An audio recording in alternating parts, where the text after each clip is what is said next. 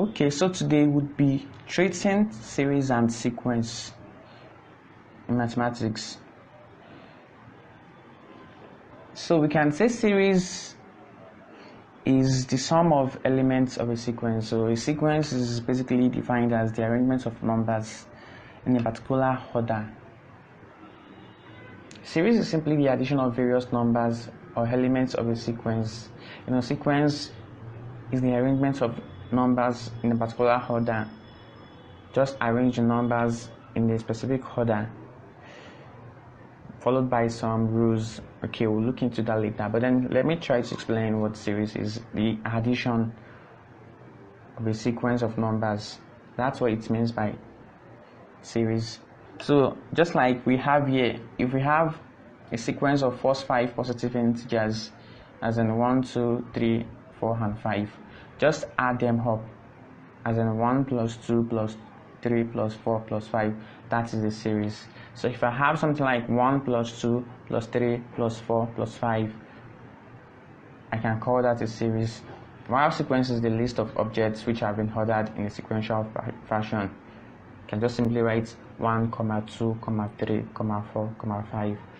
That gives me a sequence. So, and then we have different kinds of sequence. We have different sequence. So we have arithmetic sequence, the geometric sequence, the harmonic sequence, and the Fibonacci sequence. But probably be considering just two of them, the arithmetic and the geometric. Okay, we may consider harmonic also. So let's start with arithmetic sequence. So this is a sequence in which every term is created by adding or subtracting a definite number to the preceding number, and such progression is known as arithmetic progression. If you check the slide, I cited an example for 1, 2, 3, 4, and 5.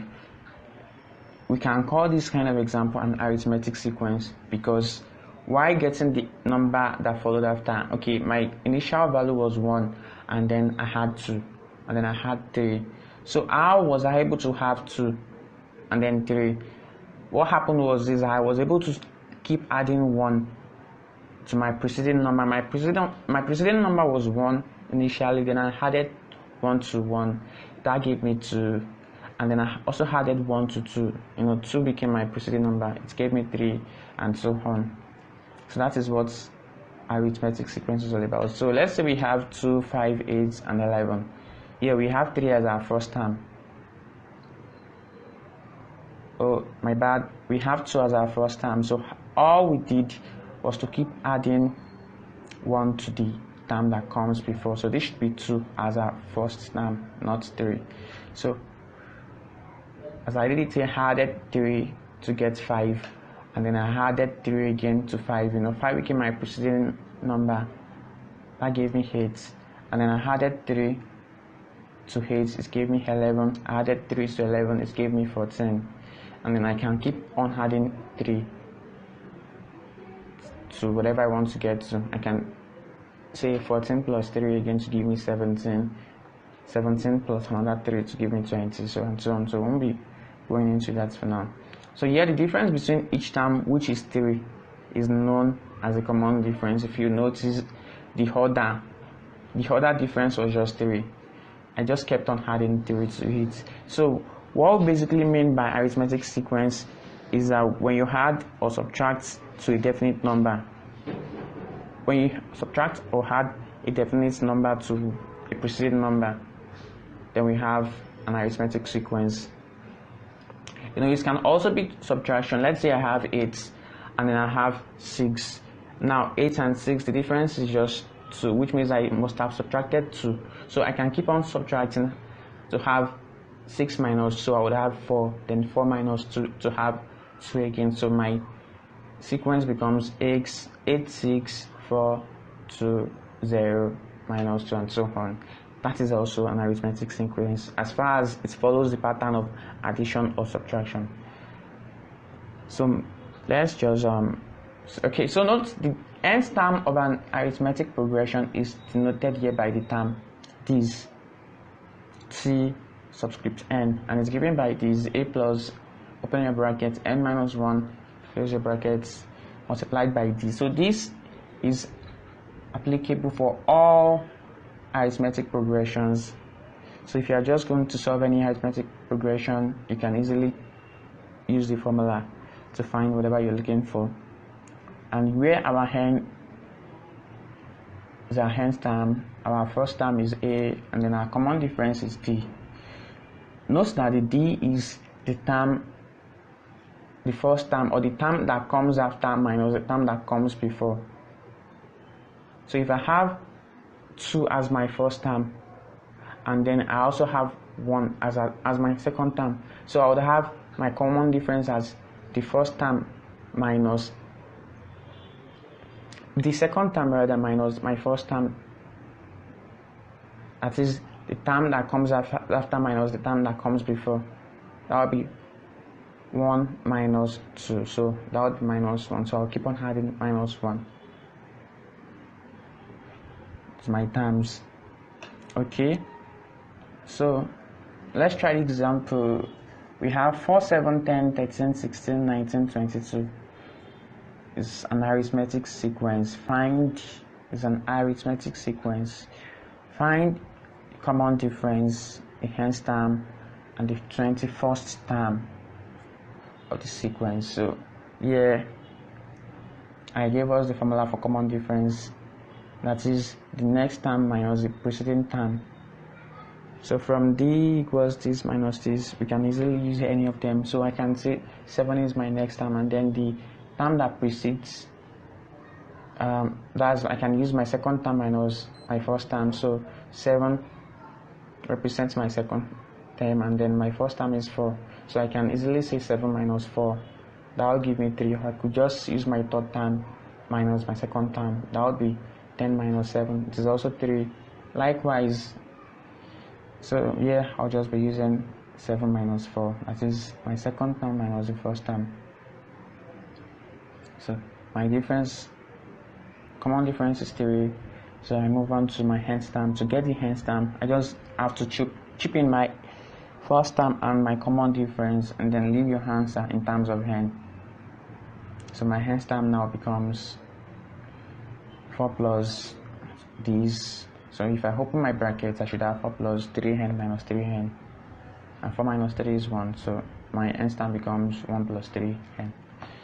Okay, so how do we go about finding our 21st term? Since we already know our nth term, so I can easily say my 21st term would be just replace your hen with 21, and that gives me 21 equals 1 plus 3 into bracket 21. So 1 plus 63 is equal to 64, and then I'm done with that. Okay, so another example, if the third term of an arithmetic progression is 8 and the fifth term is 15, find the common difference and the first term. Okay, so yeah, you always bring your formula into it first. So this is an arithmetic progression. We have to find the first and the common difference. So my hence term is this. For 2, 3 we have this, that's the third term. We have a plus 3 minus 1 multiplied by d equals 8. So I would have a plus 2d equals 8 as my first equation. And then we're not even done yet. We're given fifth term as 15 as well. So you do the same thing. T5 equals a plus 5 minus 1 multiplied by d equals 15. I would have a plus 4d equals 15, my second term. So now I can solve these two simultaneously. And by using elimination method, I will subtract equation 1 from equation 2, so that my a will cancel out, and then I will have 4d minus 2d equal to 15 minus 8, and this is 2d equals 7. So by making d the subject formula, I would have 7 over 2 as my d.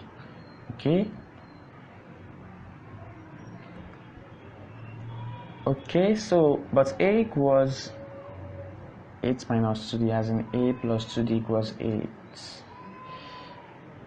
and my d is 7 over 2, so I will just put in my d here, a plus 2 into bracket 7 over 2 equals 8.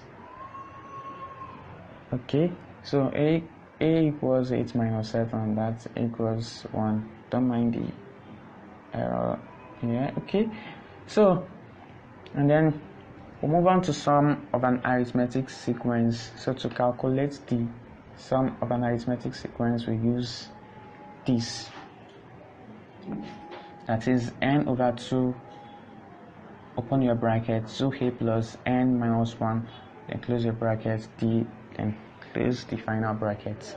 So this somewhat gigantic formula is going to be useful for finding the sum of an arithmetic progression or sequence. So yeah, our Sn is the sum of the nth term, n is the number of terms, so they could just ask you to find the sum of the first 5 terms, so which means our n becomes 5. So that's just the difference between this and the other one we just did. So if you try this example, find the sum of the first 20 terms of the sequence 4, 8, 12, 16. So how do we go about this? We have to find out what the common difference is first, and then to find out the common difference, we just simply subtract the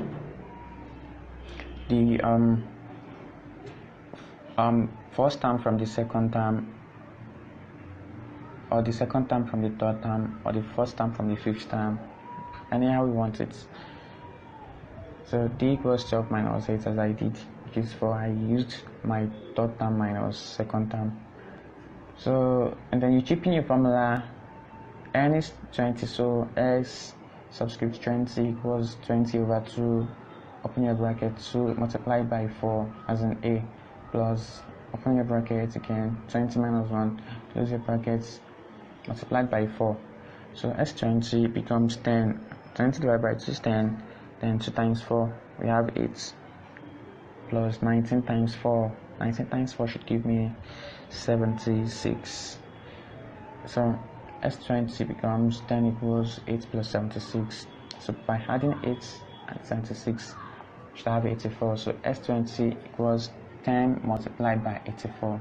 So just simply put the 0 at the back, since it's a multiple of 10. So the sum of the first 20 terms equals 840. And so we are done with the sum of an AP. So in our next video, we'll be treating geometric progression or sequence. Thank you very much.